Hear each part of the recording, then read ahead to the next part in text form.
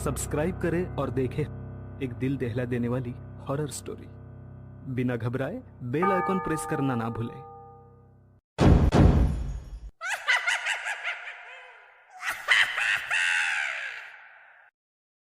Hello lovely people, साल की सबसे बड़ी सेल सारी shopping sites like Amazon, Ajio, Myntra live हो चुकी है। तो आप सभी भी शॉपिंग शुरू करने लगे होंगे। इस सेल में ऑलरेडी इतने बढ़िया प्राइस ड्रॉप्स हैं कि मैक्सिमम प्रोडक्ट्स अपने लोएस्ट प्राइस पर है। इसके भी ऊपर और सेविंग कर सकते हो आप using this smart app. Cash करो इंडिया की लार्जेस्ट कैशबैक ऐप है, जहां आप Amazon, Ajio, मिंत्रा और ऐसी 1,500 प्लस वेबसाइट्स पर सेल के ऑलरेडी डिस्काउंट्स के भी ऊपर एक्स्ट्रा कैशबैक अर्न कर सकते हैं। ये कैशबैक 100% रियल है, जिसे आप अपने बैंक अकाउंट में डायरेक्टली ट्रांसफर कर सकते हैं या फिर ऑनलाइन शॉपिंग गिफ्ट वाउचर भी खरीद सकते हैं। ये ऐप श्री रतन टाटा जी ने फंड की है, मतलब फुली ट्रस्टेड भी है। इसे यूज करना बहुत ही सिंपल है। डिस्क्रिप्शन में दी गई लिंक से ऐप डाउनलोड करो या फिर प्ले स्टोर से ऐप डाउनलोड करके स्कैरी 25 कोड यूज करो। इंस्टेंट 25 साइन अप बोनस भी मिल जाएगा। फिर जिस भी स्टोर से शॉपिंग करनी है वो सर्च करो, ऑरेंज बटन पर क्लिक करो, कैश करो आपको डायरेक्टली उसी वेबसाइट पर ले जाएगा। अब जैसे नॉर्मली शॉपिंग करते हो कर लो।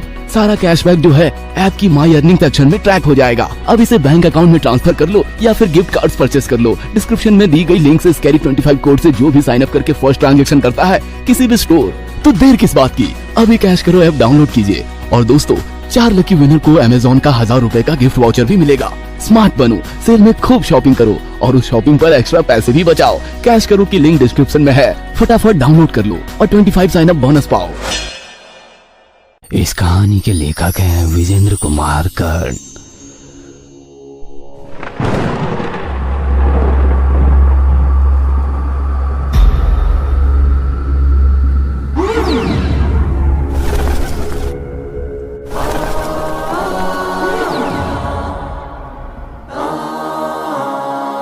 हिम्मत करके वो फिर से उसी हवेली की ओर चल पड़ा।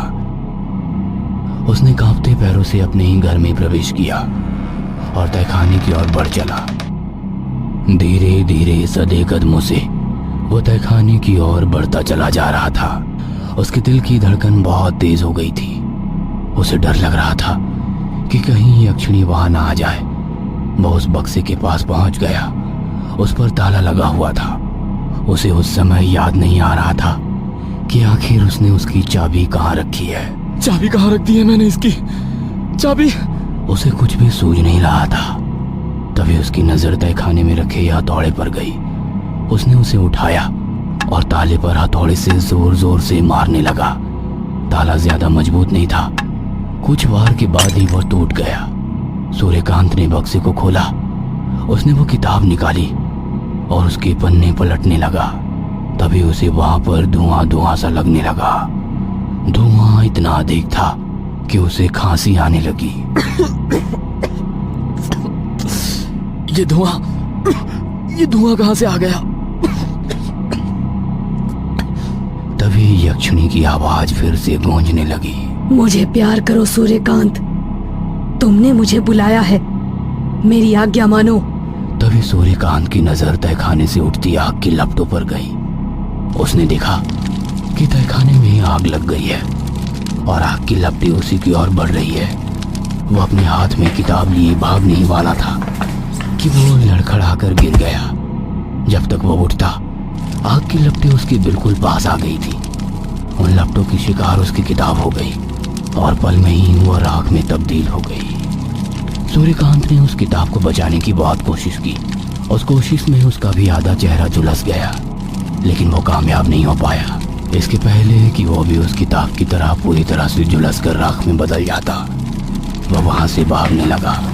भागते भागते वो शमशान की उसी बाहरी सड़क पर पहुंच गया जहां वो पिछले कई दिनों से रह रहा था।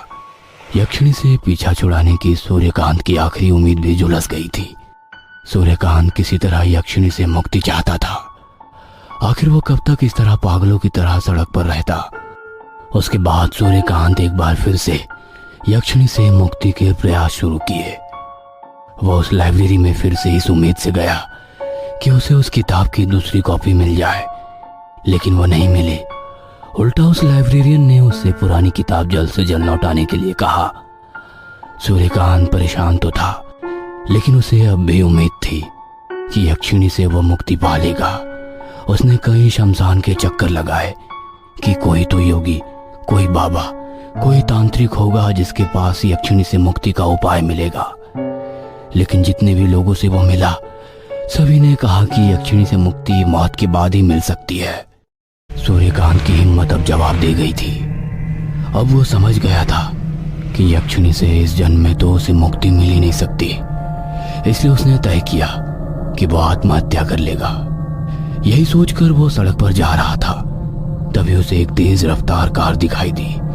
उसने तय कर लिया कि वो इसी कार के आगे आकर अपनी जान दे देगा। सूर्यकांत बिना किसी बात की परवाह किए उस तेज रफ्तार कार के आगे आ गया। कार आकांक्षा चला रही थी। हालांकि आकांक्षा ने सही समय पर ब्रेक लगा दिया था, इसलिए सूर्यकांत के सिर पर मामूली सी चोट लगी, लेकिन चोट के कारण वो बेहोश हो गया था। आकांक्षा सूर्यकांत को लेकर एक प्राइवेट क्लिनिक में गई। 5-6 घंटे के बाद उसे होश आया। जब उसे होश आया और उसने खुद को अस्पताल के बिस्तर पर पाया, तो उसने मन ही मन ईश्वर को भला बुरा कहा, क्योंकि वो मरना चाहता था। उसे आकांक्षा पर भी बहुत गुस्सा आया कि उसने क्यों नहीं तेज रफ्तार कार उस पर चढ़ा दी। आकांक्षा पैरानॉर्मल एक्टिविटीज की एक्सपर्ट तो थी ही, साथ ही उसने यक्षिणी के बारे में भी काफी कुछ पढ़ रखा था। बातों बातों में सूर्यकांत ने जब अपनी कहानी उसे सुनाई, तो आकांक्षा ने रामनगर के जंगल में रहने वाले उस बाबा के बारे में बताया, जिसके बारे में कहा जाता था कि यही एक व्यक्ति है जिससे उसे यक्षिणी से मुक्ति मार्ग मिल सकता है। क्योंकि ऐसा कहा जाता है कि उन्होंने भी यक्षिणी को सिद्ध किया है, लेकिन वो बाबा सिर्फ अमावस की रात को ही देखते थे। उसके बाद वो कहाँ जाते किसी को नहीं पता। अमावस में अभी 5 दिन ही बाकी थे। दिल पर पत्थर रखकर वो अमावस की रात का इंतजार कर रहा था। इस बीच आकांक्षा ने उसका बहुत ध्यान रखा। वो आकांक्षा के प्रति आकर्षित हो गया था, और शायद आकांक्षा भी, लेकिन सूर्यकांत ये दिखाना नहीं चाहता था और ना ही बोलना चाहता था, क्योंकि अगर वो ये बात आकांक्षा से कहता तो यक्षिणी उसे भी नुकसान पहुंचा सकती थी। 5वें दिन सूर्यकांत रामनगर के जंगल की ओर अकेले चल पड़ा। अमावस की रात थी, इसलिए जंगल में घोप अंधेरा था। वो मोबाइल की टॉर्च की रोशनी में बढ़ा जा रहा था, लेकिन उसे कहीं भी वो सिद्ध बाबा नहीं दिखाई दे रहे थे। उसे डर भी लग रहा था कि जंगल में ना जाने कब और कहां से कोई जानवर आ जाए और उस पर हमला कर दे। सूर्यकांत आज उस बाबा से किसी भी कीमत पर मिलना चाहता था, इसलिए डरते हुए भी वो जंगल के बीचों बीच बढ़ता जा रहा था। दूर कुत्तों के रोने की आवाज आती तो किसी जंगली जानवर की। रात के अब 2 बज गए थे, लेकिन सूर्यकांत की मंजिल अब भी उससे दूर थी। सूर्यकांत यही सोचते हुए जा रहा था, तभी झाड़ियों से निकलकर एक चीता उसकी तरफ लपका। सूर्यकांत ने खुद को पीछे किया, लेकिन चीते ने उसका गला पकड़ लिया। सूर्यकांत उसकी गिरफ्त से खुद को बचाने की पूरी कोशिश कर रहा था। अचानक चीते ने अपना पंजा उसके मुंह पर मार दिया। खून की धार बह निकली। दर्द के मारे वो चीख पड़ा और दूसरी तरफ भागने लगा। तभी उसके कानों में फिर से यक्षिणी की आवाज आने लगी। क्यों आया है यहाँ? यहाँ क्यों आया है? भाग जा यहाँ से, चला जा यहाँ से, भाग जा, चला जा। सूर्यकांत ने पीछे मुड़कर देखा तो वहां कोई चीता नहीं था, और ना ही उसके चेहरे पर उसके पंजों द्वारा बना घाव। सूर्यकांत एक पेड़ के नीचे बैठकर रोने लगा। तभी दूर उसे कुछ रोशनी दिखाई दी। जंगल में रोशनी देख सूर्यकांत के चेहरे पर खुशी की चमक आ गई। उसे लगा कि वो अपनी मंजिल तक पहुंच गया है। वो भागता भागता रोशनी के पास पहुंचा। सिद्ध बाबा वहीं थे और अपनी आंखें बंद करके ध्यान में बैठे हुए थे। सूर्यकांत उनके पैरों के पास गिर गया और जोर जोर से रोने लगा।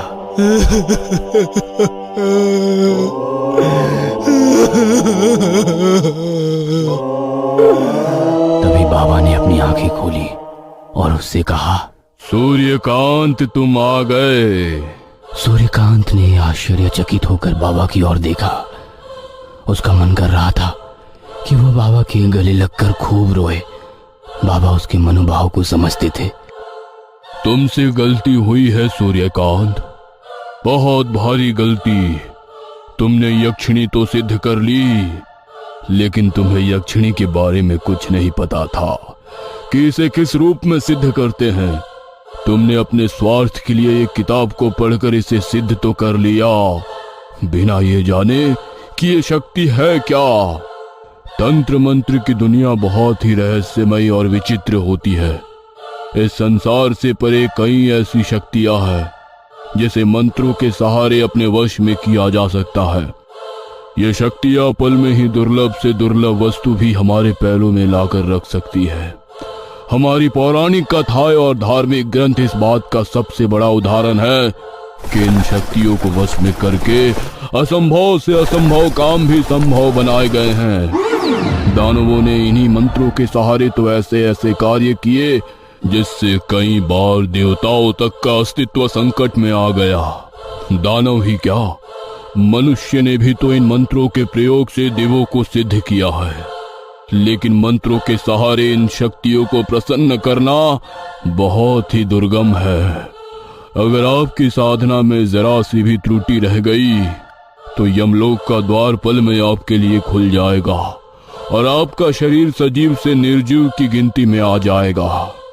यक्षिणी हमारे जैसे ही इस पृथ्वी लोक में आम इंसानों के बीच में ही रहती है, लेकिन आप और हम इसे देख नहीं सकते हैं, क्योंकि बिना साधना की शक्ति के हमारी भौतिक आंखों से इन्हें नहीं देखा जा सकता है। पीपल का पेड़ इनका निवास स्थान होता है। सात्विक सामग्री से यक्षिणी साधना कठिन है। बिना तामसिक वस्तुओं के प्रयोग के यक्षिणी को प्रसन्न नहीं किया जा सकता है, और अगर एक बार ये सिद्ध हो गई तो फिर रातों रात किस्मत के काले अंधेरे में समृद्धि की चकाचौंध रोशनी आ जाती है। लेकिन हमें बिना गुरु के यक्षिणी की साधना कभी नहीं करनी चाहिए। यक्षिणी के साधना के वक्त हमें उन्हें माता के रूप में प्राप्त करने का संकल्प लेना चाहिए। सूर्यकांत ने यक्षिणी को पत्नी या प्रेमिका के रूप में संकल्प लेकर साधना की थी। इसके बाद सिद्ध बाबा ने कहा, सूर्यकांत, एक बार फिर से तुम्हें यक्षिणी की साधना करनी होगी, लेकिन इस बार तुम्हें माता के रूप में उनका आह्वान करना होगा। अगर वो प्रसन्न हो जाती है तो तुम जो इच्छा उनसे कहोगे वो इच्छा वो पूरी कर देंगी। और हाँ, मां रूप में सिद्ध यक्षिणी आशीर्वाद देकर वापस लौट जाती हैं, लेकिन दूसरी साधना की राह में प्रेमिका रूप में सिद्ध यक्षिणी बहुत कांटे बोएगी। वो चाहेगी कि वो किसी तरह तुम्हारी साधना सफल ना होने दे। वो बहुत सारे हथकंडे अपनाएगी, लेकिन तुम्हें बिल्कुल ही दृढ़ निश्चय के साथ साधना करनी होगी। सूर्यकांत एक बार फिर से यक्षिणी साधना करने के लिए पीपल के पेड़ के नीचे बैठ गया। इस बार उसने बाबा द्वारा दिए गए रक्षा मंत्र का घेरा अपने चारों ओर बनाया और दो काले मुर्गे की बलि के साथ साधना शुरू कर दी। लेकिन सूर्यकांत की राह आसान नहीं थी, क्योंकि यक्षिणी उसकी साधना में विघ्न डालने के लिए तैयार खड़ी थी। यक्षिणी की शक्ति बहुत ही तीव्र होती है। अपनी शक्ति के इस्तेमाल से वो सूर्यकांत को परेशान करने लगी। कभी उसे लगता कि उसके कानों के पास कोई जोर जोर से घंटा बजा रहा है। उसकी आवाज से सूर्यकांत के कानों से खून तक निकलने लगता, लेकिन वो अपनी साधना से पीछे नहीं हटता। कभी उसे लगता कि यक्षिणी अपने दांत उसकी छाती में गड़ा रही है और जोर जोर से चिल्लाती हुई उसके आसपास घूम रही है। सूर्यकांत की साधना को 10 दिन हो गए थे। इन 10 दिनों में यक्षिणी ने हर संभव कोशिश की कि उसकी साधना को तोड़ दे, लेकिन वो नहीं कर सकी।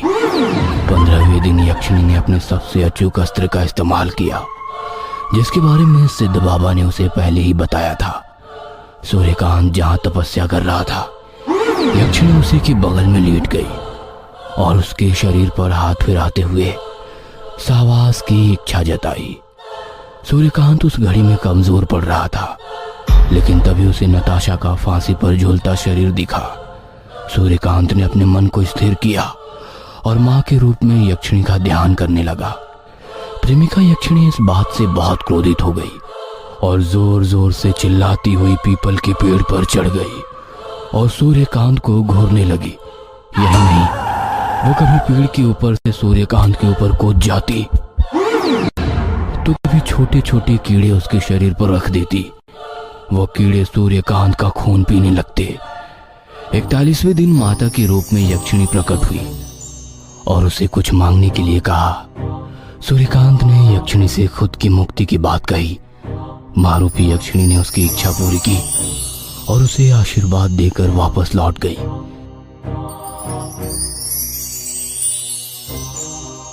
सूर्यकांत आज उसी होटल में वेटर का काम करता है जहां वो पहले किया करता था। उसका जीवन आज पूरी तरह बदल गया है। लालच और शॉर्टकट से किसी चीज को पाने की चाह से वो आज कोसों दूर हो गया है। हाँ, उसके जीवन में एक बहुत बड़ा बदलाव और आया है। वो ये है आकांक्षा से उसकी शादी। आज दोनों बहुत खुश है। सूर्यकांत ने बिना समझे बुझे भयानक साधना की थी जिसका खामियाजा उसे भुगतना पड़ा था।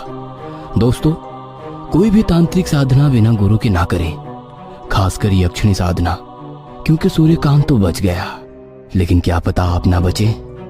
और हाँ दोस्तों, सब्सक्राइब करना भूलना मत।